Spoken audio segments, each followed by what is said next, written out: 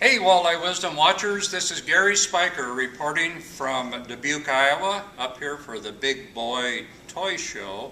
It's Saturday, January 29th, and guess what, folks? We have Tommy Skarlis to visit with us this morning.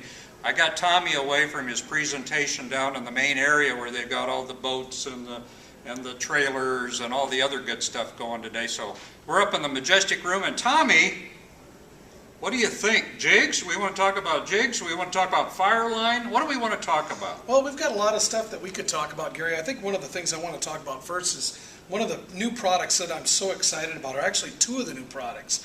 You can see here I'm fishing with a jig, and everybody gets to the point where a jig is a jig.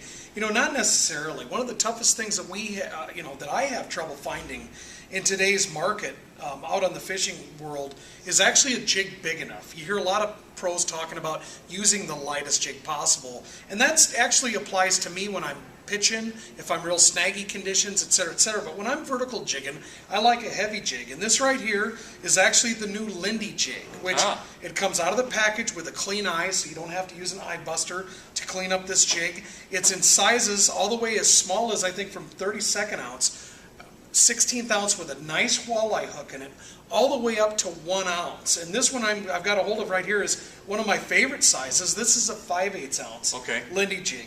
And it's actually got a really good quality hook in it. It's a jig that I'm proud to be fishing with, especially with the pronounced eyes. They're going to add a little bit of turbulence or displace a little bit of water. That is different, those eyes sticking out on the side of the jig. Well, they even actually kind of act as a little bit of a ballast as far as holding that jig upright when it lands on the bottom so that it's a little bit more balanced instead of laying on its side and snagging as much, Gary.